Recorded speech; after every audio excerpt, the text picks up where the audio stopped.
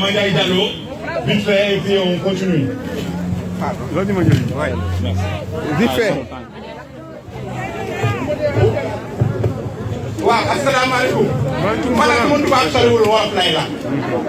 Macky Sall amatul rusukaay c'est-à-dire que jël opposition bi yëpp bëgg leen tëj loolu nan la mu ne képp ki nga xamante ni tey mi ngi taxaw mun suba nekk suñu président génnee fi système bu bon bi mu jàpp leen teg leen dara bëgg leen tëj ñoom ñëpp ndax loolu mun na nekk. waaye tey jii am na koo xamante ni dina fa takk fii suñu président Ousmane Sonko di lay tagee lii du dem Macky Sall nañu déglu lii du dem Macky Sall nañu déglu lii du dem Macky Sall ci boppam sax injustice voilà injustice boo xamante ne tey ñun mënuñu ko accepter tey mënuñu ko accepter ëllëg loolu laa bëgg Macky Sall xam ni ngi sibiti te dinañ toog sibiti ba nga xamante ne lii nga xamante mu ngay nas du am ak marché asalaamaaleykum.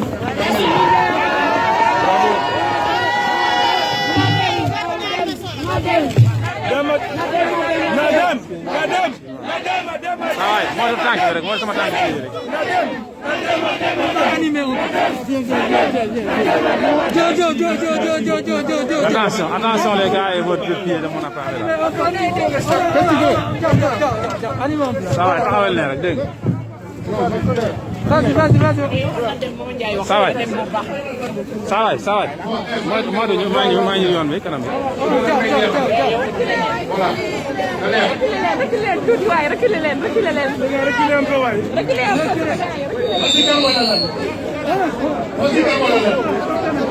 Sonko dafa nekk sam-sam man maay taalibe Sonko nangu leen ko.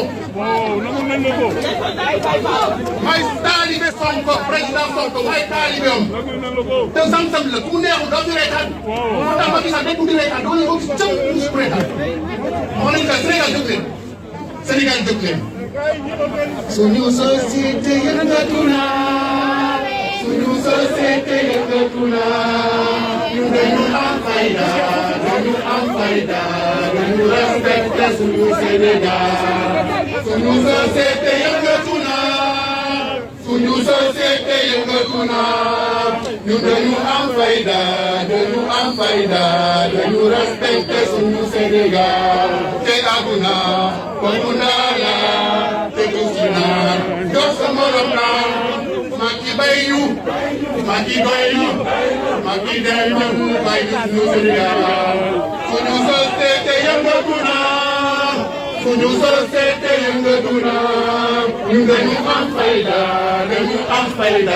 dañu respecté suñu Sénégal. suñu société yëngatu na. suñu société yëngatu na. ñun dañu am fayda dañu respecté suñu Sénégal. te àdduna bokku ndaa la te kusi na jox sa morom la. Macky doy na bay suñu Sénégal. te àdduna bokku ndaa la te kusi na jox sa morom la. Macky doy na dama bàyyi ñu. Ousmane moom ne dara sax di ngeen Macky Sall muy bañ Sonko yëpp solution bi lii solution boobu moo ko metti. lan de la kii de. xam nga lan moo ko gën a métti. la kii. mooy nemmeeku tuur boobu moo ko metti. te Macky nañ ko wax dara parce que nemmeeku tuur boobu day nemmeeku ak tuur gën a xam nga boo ma koy daanal nag.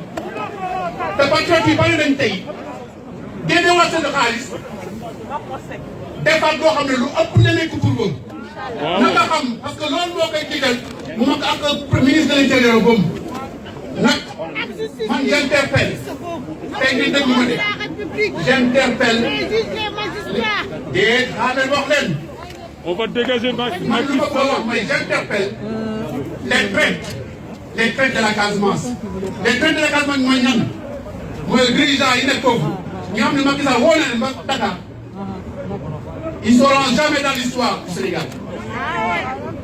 Ils ne seront jamais dans l'histoire du Sénégal. Les Benoît Sambou, les Robert Sagna, c'est Casamance, les Abdoulaye Baldé, tous ces maires qui sont là-bas, qui sont Mamadou Keïta, tous ces traîtres, et tous ces traîtres. L'histoire retiendra que c'est des traîtres de la Casamance et c'est des traîtres du Sénégal. Et l'histoire, ils ne vont jamais rentrer dans l'histoire du Sénégal. Jamais. Et ça, il faut qu'ils mettent ça dans leur tête. Sonko, c'est un Sénégalais, les traîtres du Sénégal. Sonko, il n'est pas pour le Sénégal seulement. Sénégal. Ils savent très bien que Sonko, il est pour toute l'Afrique. Ils le savent très bien. C'est cause pour laquelle Sonko est là pour toute l'Afrique. Il faut le savoir. Donc nous Sonko, nous sommes là. Patrimoine national. Patrimoine national. Pour que là, il a talibon d'abord. Voilà, vous êtes du monde. On est prêt. Sonko mi sam-sam la. Sonko mi sam-sam la. Pour mu neexul doo fi reetaan. Sonko mi sam-sam la. Pour mu neexul doo fi reetaan. Ousmane mi sam-sam la. Pour mu neexul doo fi reetaan. Sonko mi sam-sam la. Pour mu neexul doo fi reetaan. Ousmane mi sam-sam la. Pour mu neexul doo fi reetaan. ñëpp ñoo nekk direct. Pour mu neexul doo fi reetaan. Sonko mi sam-sam la. Pour mu neexul doo fi reetaan. Alors, merci beaucoup. Bravo. Madi Gassama. Bravo Talibé. man maay jëwriñ moom sar man yow kañ jëbul nañu ñun. man kañ jëbul na. Sonko mi sam-sam maay taalibe numéro 1. waaw Gilles la ma Macky Sall dictateur. Macky Sall dictateur. Macky Sall corrompu. Macky Sall corrompu. Macky Sall dictateur. léegi ñëpp ay journaliste léegi. léegi moom. Je vais vous permettre quelques secondes. Je vais essayer quelque chose, je ne sais pas si ça va marcher. Je suis navré. Je ne m'attendais pas à prendre la parole tout de suite, mais bon.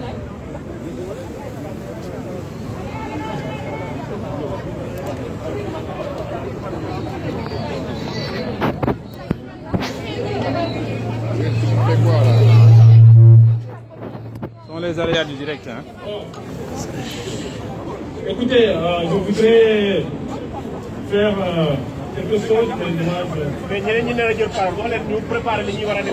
ñeneen ñi wax leen ñu préparer bu fekkee dañuy kii. On est en direct. C'est-à-dire, Macky Sall, 2011, candidat aux élections présidentielles.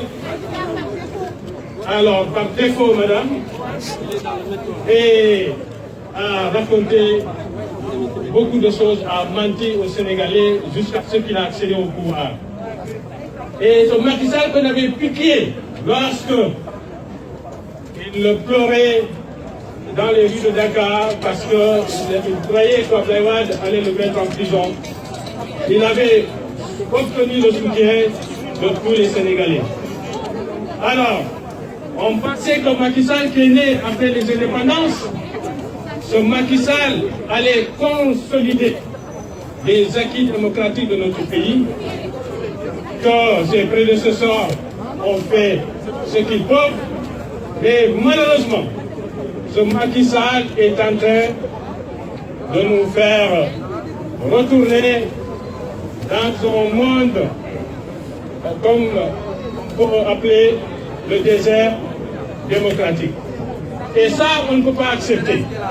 Alors, aujourd'hui, ce qui se passe, chers amis, chers compatriotes, sachez que ce montage de mensonges est en train de s'écrouler, de s'effondrer comme un château de cartes. Ça, faisons face à autre chose. Ils vont mettre en place une autre politique parce qu'il y a toujours une possibilité pour barrer la route à Ousmane Sonko. Mais vous savez, ce n'est pas la personne d'Ousmane Sonko qui compte aujourd'hui.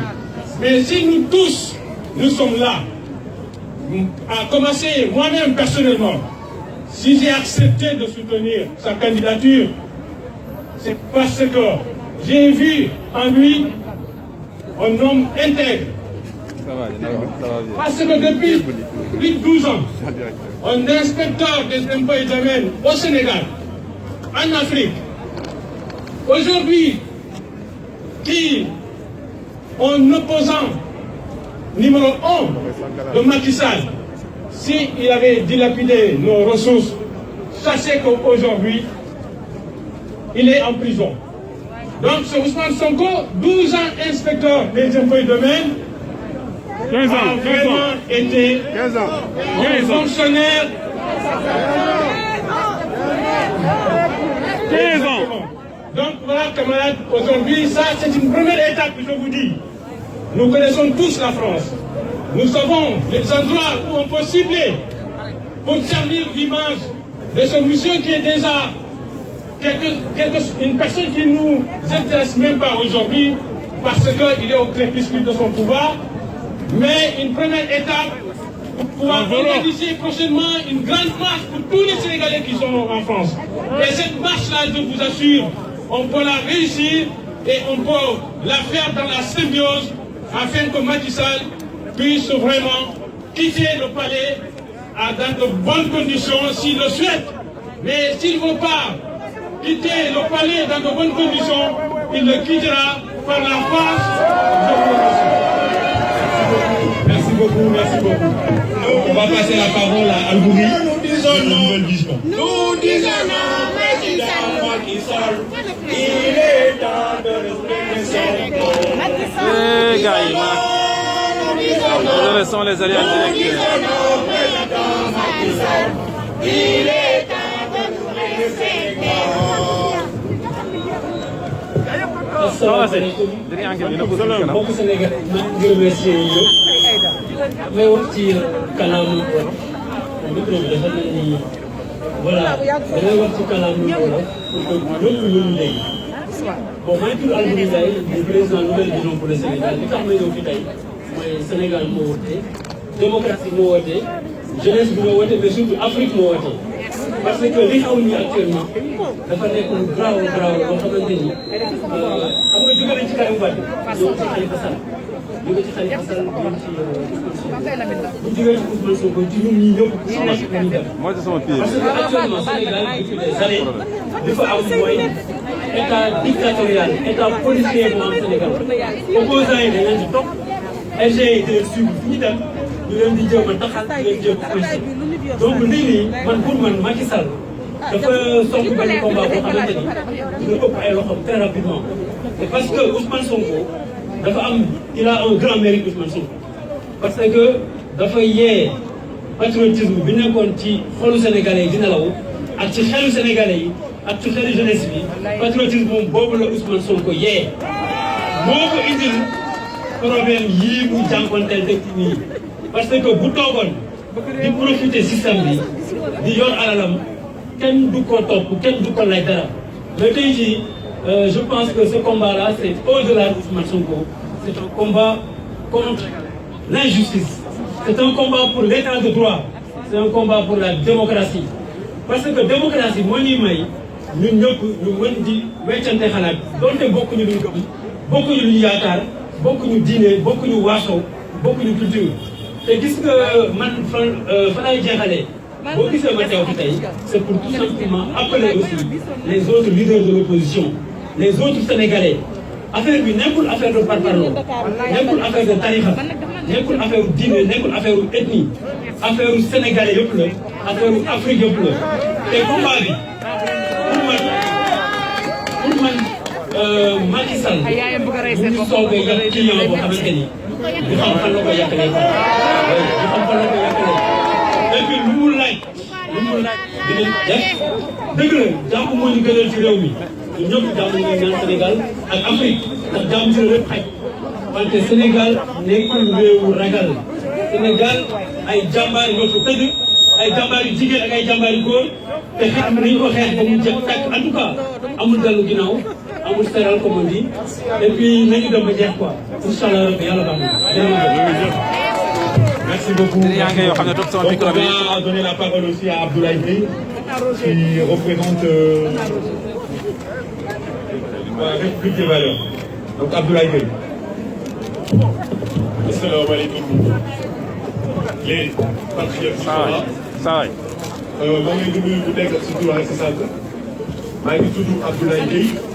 je représente les étudiants dans un parti politique qui est autre que PASTEF.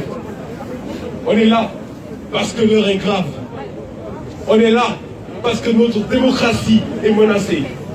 On est là parce qu'on est des citoyens tout d'abord. On est là parce que c'est notre patrie d'Afrique du Nord.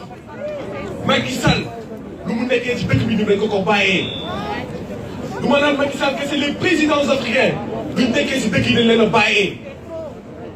Il est bien temps que les peuples puissent se réfléchir. Ce sont des marionnettes. On a vu ce qui s'est passé au niveau de la Guinée-Conakry.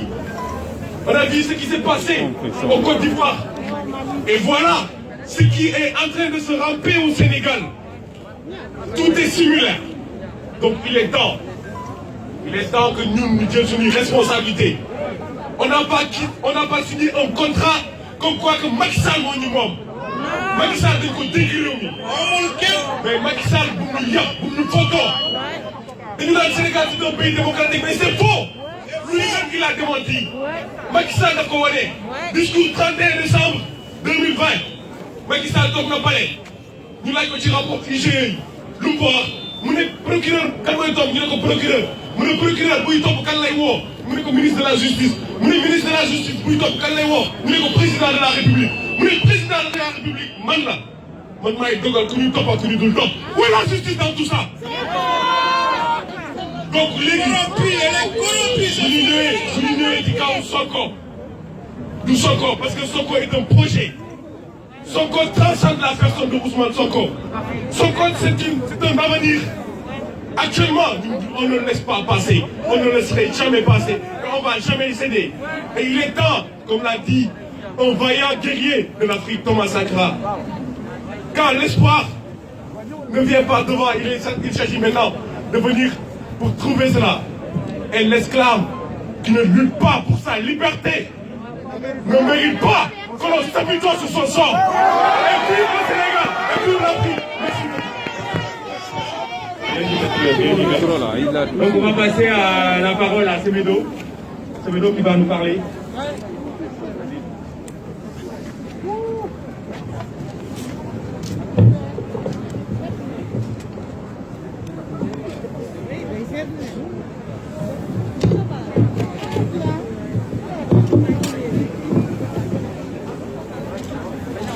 L'affaire Sonko est un rendez-vous avec l'histoire, avec toute l'histoire de l'Afrique. La génération 40 s'est battue quand on a arrêté Mamadou Dia en 62.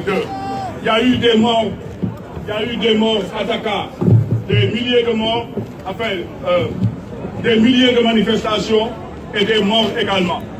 La génération Sonko, je vous exhorte à ne pas laisser cette manipulation continuer. Les élections présidentielles, tout le monde l'a vu et tout le monde le sait. Ce fichier électoral est réellement dangereux pour la survie de la démocratie au Sénégal. L'arrestation de Sonko est un danger pour la survie de la démocratie au Sénégal. Après plusieurs arrestations d'opposants politiques, Karim Wade, Khalifa Sall et tant d'autres, et les intimidations, les suivis, etc., je pense que la démocratie sénégalaise est assez mûre pour dire non à ce dictateur. N'acceptez pas, vous, la génération Sonko, que l'on mette Sonko aux arrêts. Jamais. Soyez debout comme un seul homme. Donc on appelle toutes les forces vives du Sénégal dans une union sacrée. Cela veut dire qu'on laisse nos partis, on laisse nos syndicats, on laisse nos positions pour dire que l'union fait la force. Vous êtes prêts pour ça? Oui. Donc nous devons avancer. Nous devons avancer comme ça, contre le troisième mandat. Parce que notre bataille, à tous, doit être la bataille contre le troisième mandat. Et président. Sonko président. Maintenant. Oui, Sonko président où les Sénégalais sont présents. Nous devons faire de telle sorte que nos vidéos soient partout suivies dans le monde par des millions de Sénégalais. Et les Sénégalais aussi, citoyens du Sénégal, qui sont là-bas, qu'on puisse les transmettre ces images et dire que nous en avons assez de ce dictateur et le troisième mandat. Nous ne donnerons pas ce troisième mandat. Vive le Sénégal, vive la démocratie et vive tous les patriotes qui sont tombés pour la cause du Sénégal. Je pense à Omar Blondin Diop, aujourd'hui, étudiant, tombé. Je pense à Al-Hussein Cissé, tombé, et à tous ces militants sénégalais qui sont morts pour le Sénégal. Soyons fiers de notre pays et disons, battons-nous pour que cette démocratie survive. Nous devons relever des défis historiques après le Covid-19. Parce que le Covid-19, aujourd'hui, on a vu la Covid-19, comment elle a tué ce pays-là. Le pays est, disons, complètement ballotté, avec 1000 milliards que Macky Sall a reçus. Il n'a bâti aucun hôpital d'envergure, ce qui est un scandale. C'est un voleur. Et mieux, on a vu comment les inondations, ils ont utilisé l'argent des inondations, on ne sait pas comment, mais les peuples restent sous l'eau. L'argent que Sey a demandé, l'argent que Sey a demandé, l'argent que Boubacar Sey a demandé sur les comptes de l'argent de l'Europe, que l'Europe a donné 200 milliards au Sénégal. Sey a demandé où est passé cet argent, ils l'ont mis en prison. Donc nous sommes dans un pays de dictature maintenant. Soyez prêts à combattre cette infamie. Je vous jure que si vous êtes solidaires, si on est ensemble, l'union fait la force. Un peuple uni est un peuple invincible. Je vous remercie. Bravo. Vive Ousmane Sonko. Vive Ousmane. Ousmane président. Ousmane rek moo fi nekk. Ñun ñëpp tout le monde.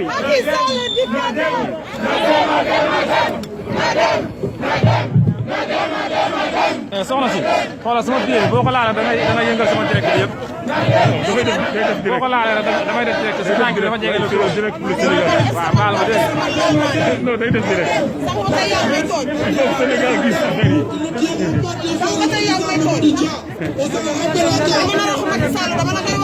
wax ko fii soxna si.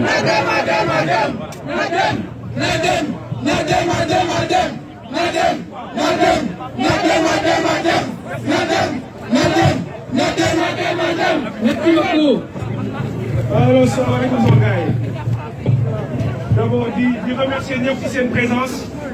Comme ni ko sama prédécesseur yi waxee, combat bi c'est pas le combat de Pastef, ni combat PDS, ni combat PS. Combat Sénégal la. On est vraiment content de voir que tous les Sénégalais, ñi nga xam ne ils sont épris de justice ñoo taxaw tey fii pour dire stop aux dérives de Macky Sall. Et ça c'est hyper important.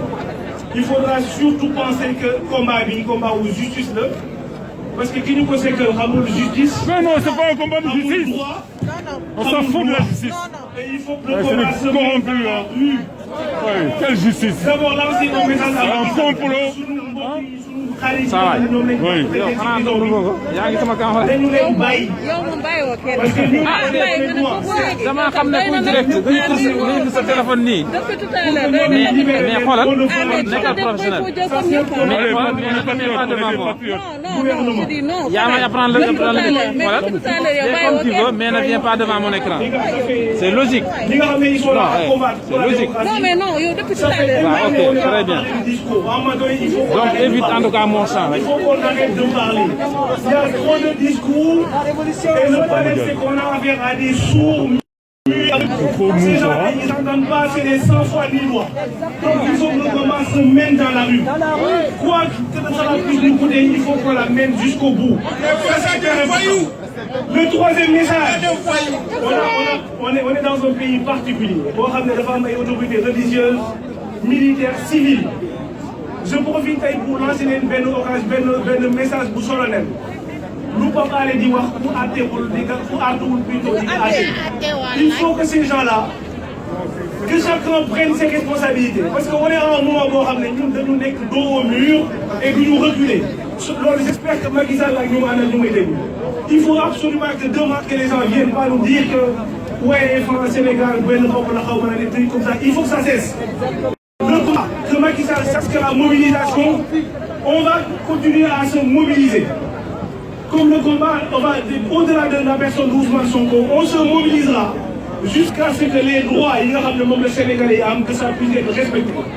Nous n'avons ci à partir de maintenant benn consulat boo xam ne dañ lay jaay doole di la teg loo xam ne du yoon. Il faut qu'on le combatte et non la jeunesse sénégalaise tey taxaw nañu au-delà de nos partis politiques on combattra jusqu'au bout et may wax aussi ñi nga xam ne dañu nekk Sénégal suñu xarit yi combat bi duñu ci wéet. combat bi duñ joué lu mu jaar ñun dinañ ko apporter pour leur apporter notre soutien moral financier et tout ce qu'ils veulent loolu nag laa amoon lu may lancer comme message aujourd'hui di wax ne mobilisation bi dafay door a commencer jeexagul on se mettra dans la rue le combat dinañ ko mener bu fekkee ne ñun dañu war a jeex ñun ñëpp pour que Macky Sall puisse accéder à son troisième mandat c'est le seul moyen aujourd'hui qui vaille pour qu'il puisse réussir son complot tout li nga xam ne moom lay def parce que on ne peut plus un pays boo xam ne mënul il n'arrive pas à nourrir sa population mënul faj population mënul accompagner sa population ce régime là mérite d'être combattu loolu il faut que mu leer mais régime boobu noonu ça mérite d'être combattu et ñun dinañ ko combattre bu fekkee ne suñu bakkan def ci nar a des on mènera le combat jusqu'au bout je vous remercie. Ah, là, mon Dieu.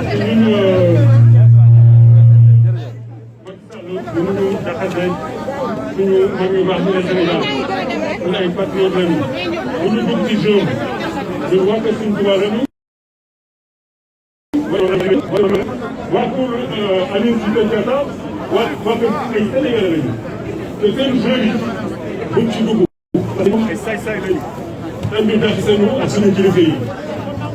waa kër Sëñ Tuubaa Jalla boobu murid la Ousmane laa bëgg Ousmane jaral na ma jox sama bakkan Ousmane bu ñu woon sama dee man kontaan naa moo tax duñ ko Macky Sall duñ ko may dara duñ ko may dara Touba duñ ko may dara Tivaouane duñ ko may dara Ndiassane duñ ko may dara parce que ñun Serigne Touba bañ koy jël di ko dóobu géej boobu moroom Ousmane Sonko la parce que boobu dafa doon bañ pour dëkkam Ousmane Sonko tey mooy Serigne Touba Sénégal Serigne Touba bu ñëwoon Ousmane lay voté doomu Serigne Touba la.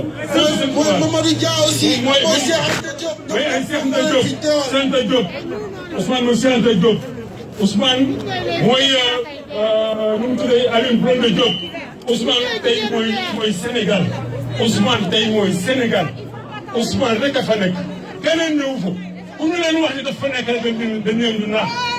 Ousmane moo fa nekk tey moo fa nekk ëllëg Macky Sall duñ ko may dara bu tëlee ba ñu dem ci palais bi génn ko fa daañu ko def est-ce que député yi dañu xalaat seen bopp xam nañu fu ñu dëkk ñoom ñëpp ñun Sénégal lañu dëkk Macky Sall ñun ñoo ko gën a boole fukki junni yoon waaw Macky Sall du ñu dara bu xalaatee fa mu jógee fa mu bàyyee ko fa mu soxee ko bu doon bu xalaatoon boppam bu xamoon boppam am na ko du ko def mais bu baax moo tax góor dafa baax. góor dafa baax Ousmane dafa gore Ousmane mooy góor Ousmane mooy góor gis nga ko Ousmane góor la Ousmane même man mi wax ak moom dama xam ni ci vrai góor la parce que Ousmane bu nangu woon góor fa mu newoon du faale si Sénégalais yi moo tax man léegi Ousmane tey jii mooy Serigne Touba Ousmane mooy maam El Hadj Malick Ousmane mooy maam Limamou mooy Baye Niass Ousmane moo fi nekk keneen newu fi moo tax du ñu leen may dara du ñu leen may ñaari dërëm parce que Serigne Bamba du ñu leen may dara ñi xamuñu langage diplomatique nekk fi di def ay discours intellectuel ça ne nous intéresse pas kii bu fi dañ ko fi jëlee Macky Sall dañ ko fi jëlee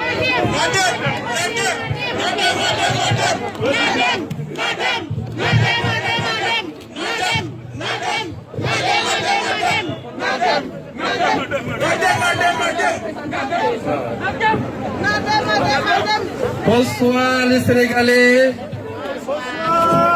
Je m'appelle Famara Diokou du Parti démocratique sénégalais.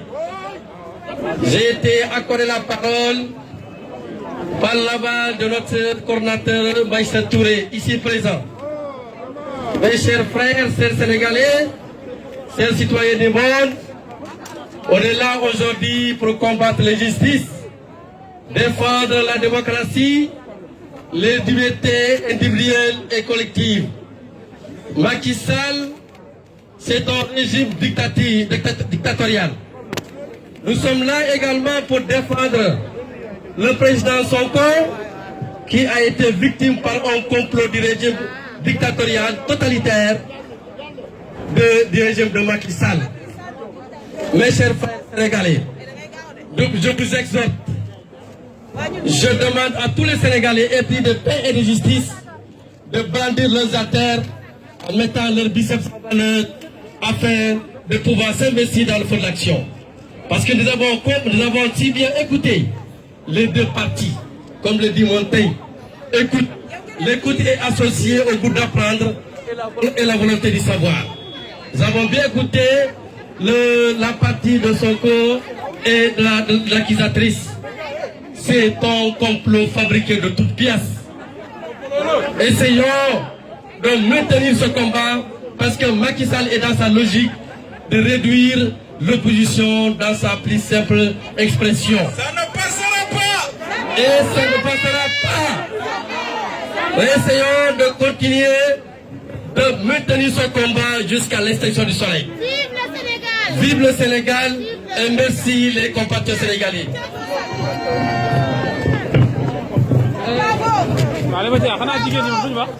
On va donner la parole à M. Thiaye, donc qui est un représentant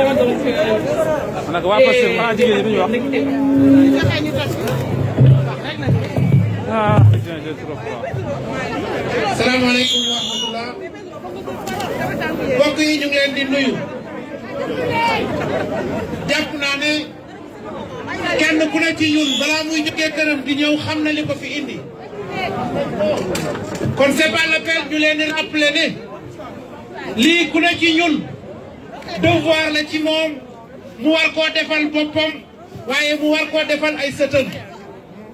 mbokk yi y a 15 jours dama leen waxoon ne ñi fekke woon manifestation waxoon naa ne nettali woon naa ñetti nag ya li xew tey nag mooy dafa am ñu ma bëgg a waxal mooy yow sénégalais bi toog sa kër naan politiciens yi dañoo bëri coow jàppal yow sëriñ daara bi toog sa daara naan sama yoon nekkul ci politique dañu juuf yow ki nga xam ne yaa toog sa boutique na sama yoon nekkul ci politique gis nga lii ñuy def bu sottee dootoo jàngale alxuraan sa boutique dootu tijji te itam sa soxna du dem Marseille. waaw waaw li ma bëgg a wax sénégalais yi mooy man waxuma ak les patriotes la may wax ak ñoom wax naa ko ak ñoom ca biir waaye damay wax ak tous les sénégalais Pape Alé Niang daf ñu wax ba tàyyi ne ku artu da nga àtte l'heure est arrive.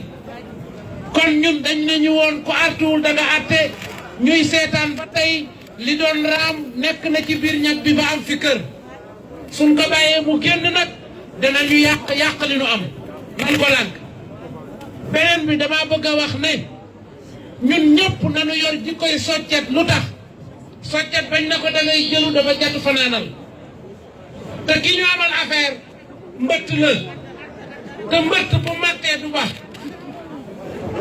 ma ne ki nu amee affaire mbëtt la te mbëtt su mattee du baax fi may jeexale mbokk yi dama seetaan démb ak bërki démb ñaari affaire yu ma tiitloo ma bëgg a tirer attention sénégalais yi ñu bàyyi xel bu njëkk bi dafa am ay procès-verbaux yu ñu liiral ñu bari ci sénégalais yi deltu gën ne ah sayee kon baax na daal di bàyyee di ko du loolu démb yéen ñëpp a seetaan li xew Sénégal ci guddi mooy lenn ci presse waxuma ñëpp presse complice boo xam ne li ñu bëgg mooy toppe Sénégalais wax leen ne kenn jaru ko fii duñu xeex pour Ousmane Sonko dama ne nun Ousmane Sonko ñoo ko jiitu ci yoon wi ndax noo ko mag nun dañuy xeex pour le Sénégal dañuy xeex pour la démocratie dañuy xeex pour suñuy ressources ñu jëriñoo ko ñun nekkuñu pour Ousmane Sonko, ou pour Macky Sall. Macky Sall est trop petit pour nous. Sénégal moo ñu ñor. Sénégal moo ñu ñor. kon ñëpp nañ taxaw pour un seul pays. Pas de parti, pas de religion, pas leneen, sinon le Sénégal. Kenn du ko xaaj. Salaamaaleykum wa rahmatullah. On va donner des représentants de l'île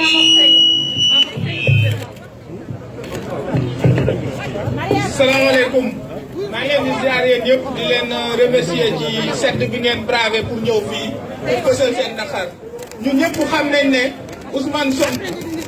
Ousmane Sonko violé wul ñëpp leer nañu ñun ñëpp xam nañ ne complot lañ def contre moom léegi nag lu ma ñaan waa Pastef mooy ngeen taxaw dëggal seen bopp laver l'honneur de Ousmane Sonko parce que saa yi ñu ngi koy salir ñun ñëpp xam nañ ne lii complot la flagrant léegi nag duñ may waaji dara parce que kii xamul négociation xamul bureau xamul lii wàcc ci terrain bi defante ko ak moom ba mu saf loolu dong la ay bureau ay waxtaan ay négociation loolu jeex na rey na Karim rey na Khalifa Ousmane moo ko dese boo leen bàyyee mu jàll nag ñu ñëpp suñ citoyenneté c'est remis en cause du jàll waaw du jàll léegi lu may ñaan nag waa Pastef yëpp mooy ñoom ñëpp képp ku nga xam ne nii am nga benn anecdote pour rafet ci Ousmane Sonko nga toog nga wax ko parce que ñoom ñu bëgg a yàq deram xam nañ ne violewul xam nañ ne sàkkuwul bëgg naa aussi ngeen xam ne Pastef du parti boo xam ne nii góor ñi ak jigéen ñi dañuy sëyante seen biir ñu xam loolu parce que parti yeneen yëpp gars yi dañuy def ay li ñuy wax ay fornication yooyu Ousmane Sonko nag c'est pas un leader bu nga xam ne nii day utiliser image am di dem ci salon de massage yi di am ay massage gratuite comme li ko yenn journalistes yi yenn pseudo journalistes yi di waxee ci plateau télé yi waaw moom nag utiliser wul image am pour di yàqay di ñaan wala muy yalwaan wala yooyu nañ laver honneur Ousmane Sonko avant ñu perdre face ak Macky Sall buñ ko may dara wasalaam. Merci beaucoup. Nous avons aussi le représentant, représentant JPS. Représentant JPS, Mbaye. Salam alaikum, chers patriotes. Je vous remercie pour votre engagement. Moi, je parle au nom de la JPS, c'est-à-dire au nom de la jeunesse patriotique du Sénégal. Parce que c'est l'avenir de la jeunesse qui est en train d'être hypothéqué par des vieux qui n'ont aucun scrupule. C'est l'avenir de la jeunesse qui est en jeu. Et c'est la raison pour laquelle moi j'appelle toute la jeunesse du Sénégal à se mobiliser sur le terrain. Parce que nous le savons tous, le politiquement correct ne marche pas en Afrique, au Sénégal en particulier. Macky Sall nous a appelés dans le terrain du politiquement incorrect. Est-ce que vous connaissez un seul opposant en Afrique qui a été sauvé par les lois? Ça n'existe pas. Les lois, les textes ne servent absolument à rien en Afrique. Elles n'ont jamais sauvé un opposant en Afrique. Les lois sont faites pour emprisonner des opposants. Et Macky Sall a une obsession, c'est celle du troisième mandat. Et c'est la raison pour laquelle il ne reculera devant rien pour atteindre son objectif. Nous aussi, nous avons un objectif. Nous avons un projet à défendre. Il ne trouvera jamais. Ça ne nous intéresse pas. Il y a un projet à défendre. C'est le projet d'un Sénégal meilleur, d'un Sénégal juste, d'un Sénégal prospère, d'un Sénégal boo xam ni rangoon baadoola dafa siimati ci ay buur. Et on n'acceptera pas. On n'acceptera pas que Ousmane Sonko soit sacrifié. Ousmane Sonko représente l'espoir d'une jeunesse trahie, l'espoir d'une jeunesse trahie, l'espoir d'une jeunesse en furie. Et que il ne faut pas que ñuy déglu ñi nga xam ne dañu naan bu leen taal dëkk bi. ñi nga xam ne dañu naan bu leen taal dëkk bi ñoom ñoo taxaw di seetaan Macky Sall muy def lu ko neex. Et que foo xamante ne seen nii justice amu fa jàmm di ko mës a am jeunesse bi nañu yeewu suñu waajur yi nañu yeewu waa Sénégal yeewu leen Ousmane Sonko espoir la boo xamante ni si nii jeunesse bi yëpp dañoo topp si ginnaawam beneen li ñu ñor lenn dong la on est intéressé que par une seule chose par la justice et que encore une fois la jeunesse patriotique du Sénégal parce que le combat se passera sur le terrain Macky Sall rapport de force la xam ñi mu àndal rapport de force la ñu xam on était là quand il éliminait Karim Wade on était là quand il éliminait Khalifa Sall et là on était là également bi Idrissa Seck instant bi Ousmane Sonko rek moo ko dese ngir mu daal di instaurer éternellement la dictature au Sénégal et que loolu jàll duñ ko nangu et on mettra tous les moyens parce que la violence parfois il faut le savoir elle est nécessaire pour avoir la liberté. Je vous remercie. Merci Ousseynou Seck. Ousseynou Seck.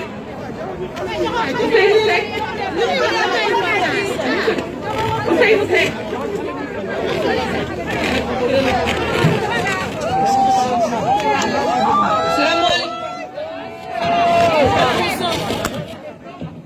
J'aimerais prononcer un petit message. Aujourd'hui, nous menons un combat historique. Le combat que nous menons transcende l'homme Ousmane Sonko. C'est notre démocratie qui est plus que menacée avec un glissement vers le parti unique. Je ne pense pas qu'un pays avec un parti unique s'appelle une démocratie. Et je pense que tout le monde est d'accord avec moi. Nous basculons vers un régime totalitaire. Je n'accepte pas le fait que le Sénégal devienne un régime totalitaire. Ça ne passera pas. Il y a 50 ans, on s'est battu pour devenir une nation, pour devenir libre. Et Macky Sall veut nous revoler notre liberté. Il y a des millions de personnes qui sont mortes pour cette liberté. Et Macky Sall veut nous la voler aujourd'hui. Personne ne doit l'accepter. Nous sommes le dernier rempart. Nous sommes les derniers remparts de notre démocratie. Nous devons résister. La menace est grave et imminente. C'est maintenant ou jamais. Nous devons nous battre pour notre pays. Nous allons droit au but, vers toute perte de liberté, avec un gouvernement sombre et tortueux, le gouvernement de Macky Sall. Nous devons le faire tomber aujourd'hui.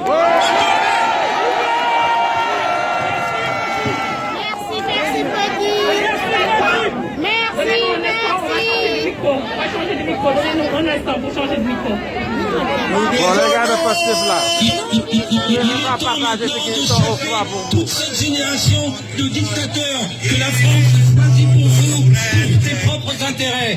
Ça suffit maintenant. Ça va faire bientôt 60 ans que ça dure. Bateau indépendance. Bateau indépendance.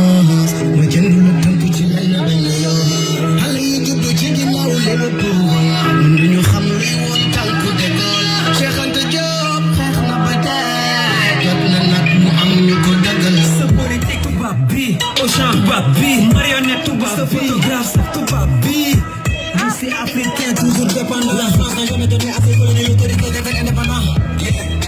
Faut que la France dégage avec ses dirigeants qui ont pris nos pays en otage. L'ennemi de l'Africain, c'est bien l'Africain, celui qui a trahi les siens, prendre nos ressources, c'est le bien. Jot nañu jël moom, jot nañu tànn suñu yoon. 60 ans d'indépendance, 60 ans d'indépendance. Yar sa forces armées góorgóor dafa jugu ba dëkk di jiitu di tànn ci jóge ci garmi ñaan ci président ku daal ni ñi soxna kuy topp solution am Sénégal mënuñu boycott la France.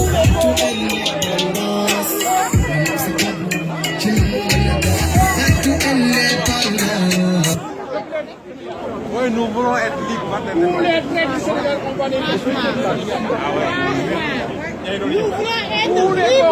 libres. Pas de ménage. On n'est pas libre, hein? Non. Mais libre un peu. Mais quel froid, ils sont les gars là. Un peu plus. Ici, on est colonisé, hein?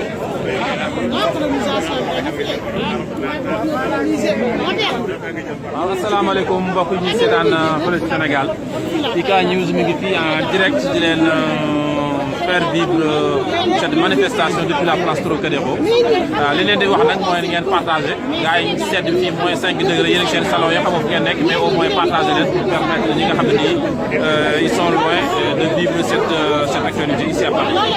Merci. Donc on est là encore un petit moment pour vous faire couvrir ce moment. Vous aurez aussi un reportage avec différentes interviews des membres de PASTEF et d'autres Sénégalais de la diaspora qui sont mobilisés, qui sont déplacés aujourd'hui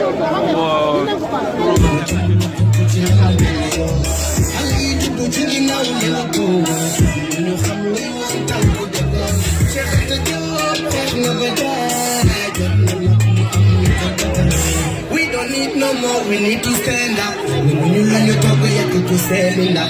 Talk about the get with the me there, you can see the little best back and the door. Never go down on Biafra, down to end the shit.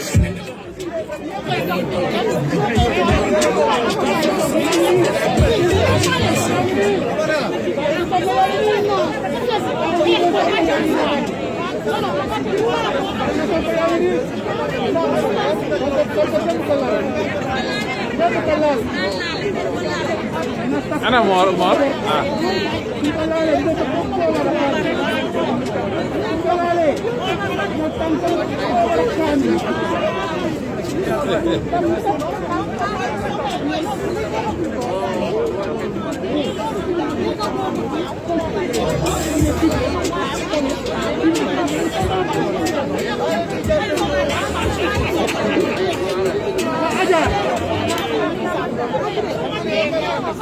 Il est sucré, il est salé, pimenté et sans danger. Hein? Qui est son corps? Il est salé, sucré. Non, moi, ça va? Pimenté et sans danger. waaw man saa waay damaa wàcc liggéey rek jubal si damay doon jiwaat. waaw dara man. mais direct boo ko tuddee ba nga xam ne direct. Bon les amis, on va couper ce direct, peut-être qu'on reviendra sur un autre direct tout à l'heure, d'accord? Parce qu'il y a un petit moment de flottement comme on dit.